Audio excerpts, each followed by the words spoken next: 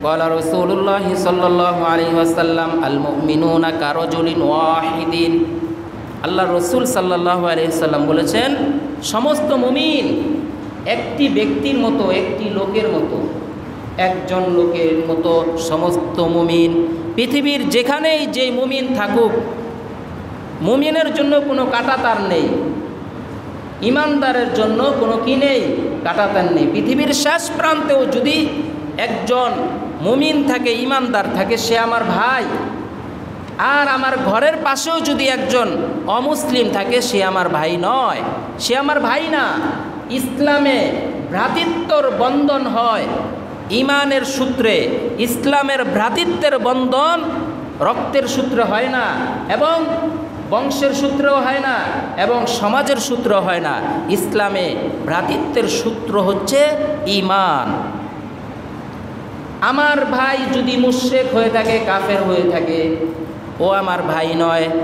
আমার একজন পরদেশী মানুষ, সে যদি মুমিন হয়ে থাকে, ওই আমার ভাই, ও আমার কি ভাই। আল্লাহ নবী বলেছেন আল মুমিনুনা কারাজুলিন ওয়াহিদিন, পৃথিবীর সমস্ত মুমিনগুলো হচ্ছে একটি দেহের মতো, একটি শরীরের মতো, একজন ব্যক্তির মতো। ইনিস্তাকা আইনুহু, যদি তোমার চোখে ব্যথা পাও, যদি চোখ ব্যথিত হয়, ইস্তাকা কুল্লুহু, তাহলে তাহার সমস্ত দেহটাই ব্যথা হয়। মোটর সাইকেল চালায় যাচ্ছেন, হেলমেট না পরার কারণে চোখে ধুলা গেছে, চোখে কি গেছে, তো চোখে ধুলা গেছে, সমস্যা কি? চালানো যাবে? চালানো যাবে? চোখ তো বন্ধ করে আসছে, অ্যাক্সিডেন্ট হওয়ার সম্ভাবনা আছে। আচ্ছা, আপনার হাতে তো আঘাত হয় নাই, আপনার পায়ে তো আঘাত হয় নাই, আপনার শরীরে তো আঘাত হয় নাই, চোখে তাও এক চোখে একটু ধুলা গেছে, সমস্যা কি? থাক ধুলাটা। এরকম কেউ বলবে এরকম কেউ এরকম বলবে না। গাড়িটা থামাইয়া চোখের ধুলা মুছবে, যদি না যায় পানি দিয়ে ধুবে, এরপরেও যদি না যায় ডাক্তারের কাছে যাইতে হবে। ইনিস্তাকা রসুহু, যদি মাথায় আঘাত পায়, ইস্তাকা কুল্লুহু, তাহার সমস্ত শরীরেই আঘাত পায়। একজনে মাথায় বাড়ি দিছে, আপনি কি বসে থাকবেন?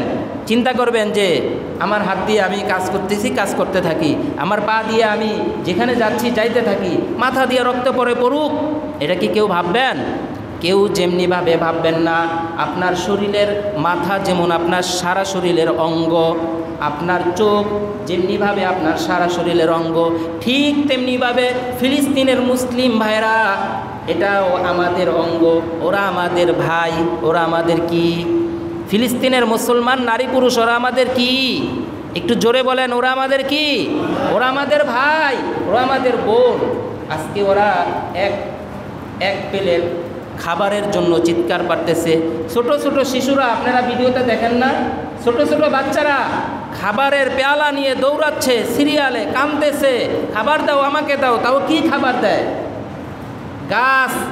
গাছের পাতা, মনে হয় যে ব্লেন্ডার করে পানি দিয়ে ওগুলো দিচ্ছে, ওগুলো খাওয়ার জন্যই ফিলিস্তিনের শিশুরা হাহাকার করতেছে, চিৎকার পারতেছে। একটা শিশু দেখলাম, হয়তোবা 4-5 বছরের একটা মেয়ে, বিল্ডিংয়ের চাপায় পড়েছে, তার মাথার দিক দিয়ে একটু খোলা আছে, ওই দিক দিয়ে সে তাকিয়ে আছে। ওই দিক দিয়ে তাকিয়ে পৃথিবীর মানুষকে বলে দিচ্ছে, তোমরা আরামে আছো, সুখে আছো, আমার রুহটা যাওয়ার সাথে সাথেই আল্লাহর কাছে যে তোমাদের নামে নালিশ করব। তোমরা কোকা কোলা খাও, তোমরা পেপসি খাও, তোমরা মেরিন্ডা খাও, তোমরা ফেয়ার এন্ড লাভলি ব্যবহার করো। এই ব্যবসা করে করে তারা ব্যবসায় উন্নত হচ্ছে, আর আমাদের উপরে বোমা মারতেছে। আমরা আল্লাহর কাছে যেয়ে বলে দিব, খাবেন Coca Cola, Pepsi, Mirinda, Sprite, 7 Up খাবেন, অ্যাকোয়াফিনা, তারপরে আরেকটা কি জানি, মাউন্টেন ডিউ না কি একটা আছে, এটার নামও শুনি নাই, আল্লাহ যেন ওটা নাও খাওয়ায়। কি নাম? কি? Mountain Dew. খাইছেন নি কেউ? এগুলি খাবেন না, ঈদ আসতেছে, চিন্তা করবেন সারাদিন খাইছি গোশ পোলাও, এখন একটু পানি খাই। এগুলি না খাওয়া ভালো। ডাক্তারের পরামর্শ হচ্ছে, বিজ্ঞ ডাক্তারের পরামর্শ হচ্ছে আপনার শরীরের জন্য ক্ষতিকর এগুলো। তারপরও ডাক্তার বলছে সামান্য খাইতে পারবেন, তবে তারপরে যদি আপনি খাইতে চান, আমাদের দেশি পণ্য খাবেন, আমাদের দেশেই টাকা থাকবে, আমাদের দেশি পণ্য খাবেন। মজো আছে, ক্লেমন আছে, আকিস কোম্পানির মনে হয় কিলোটা, ক্লেমন মনে হয় সম্ভবত আকিস কোম্পানির, ওটা খাইতে পারেন।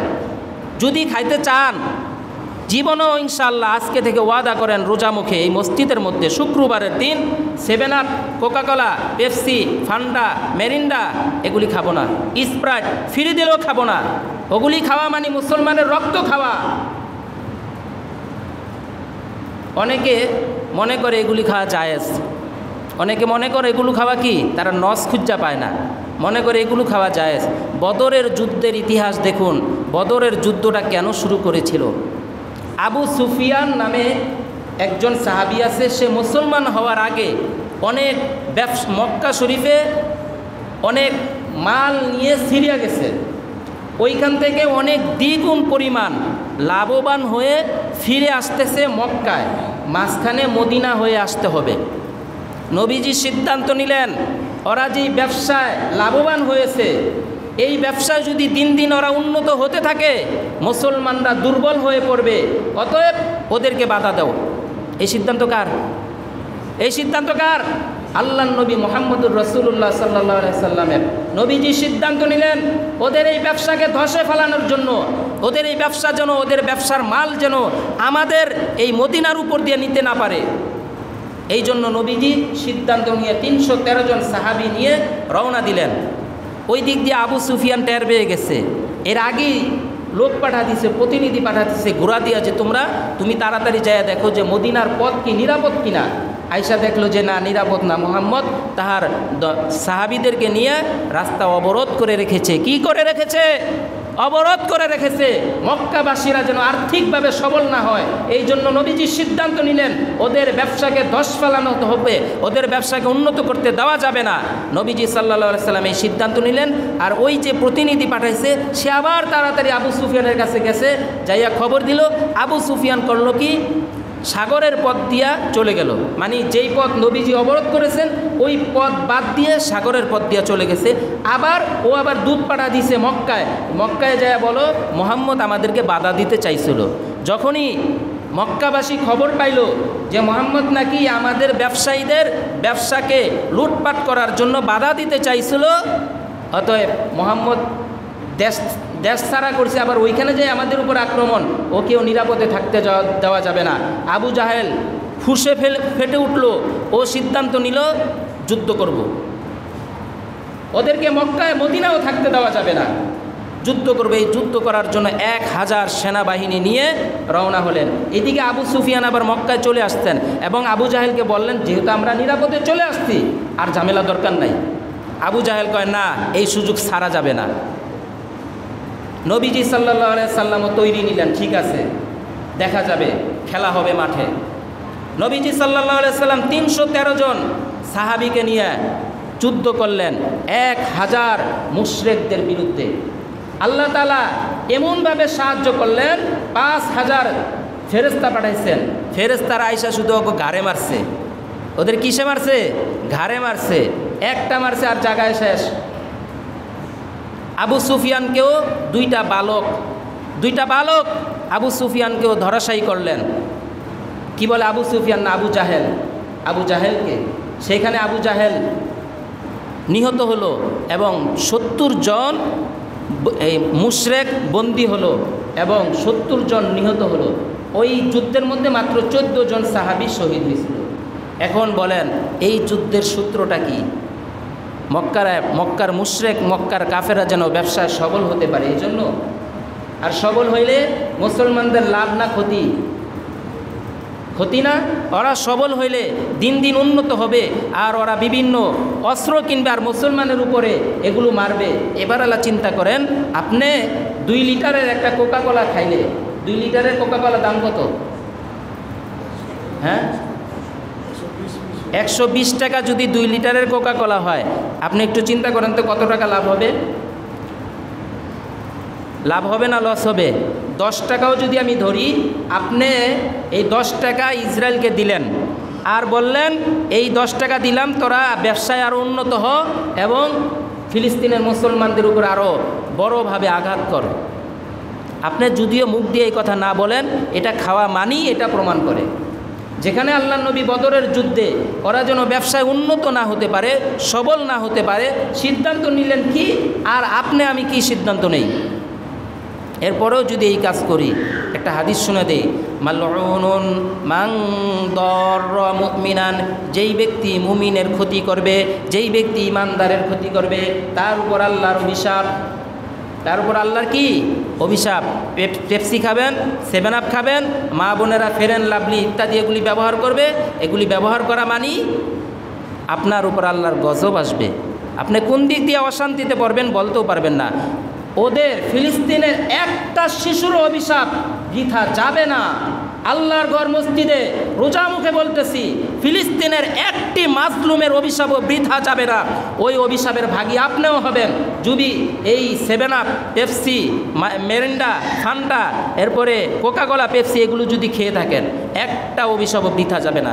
কোনো না কোনোভাবেই আপনার উপর অবশ্যই এসে পড়বে। এগুলো, এই অভিশাপগুলো আসমানে যাচ্ছে, আর আল্লাহ আপনাকে আমাকে ছাড় দিচ্ছেন, সুযোগ দিচ্ছেন।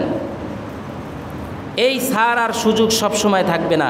যখন আল্লাহ আপনাকে পাকড়াও করবে, আপনি আর ছুটতে পারবেন না। এটাই চূড়ান্ত সিদ্ধান্ত, এটাই সত্য কথা, এটাই বাস্তব কথা। আল্লাহ তাআলা জালেমকে যখন ধরে, ওই জালেম আর ছুটতে পারে না। তাহলে এগুলো ব্যবহার করব না ইনশাআল্লাহ, ঠিক আছে তো?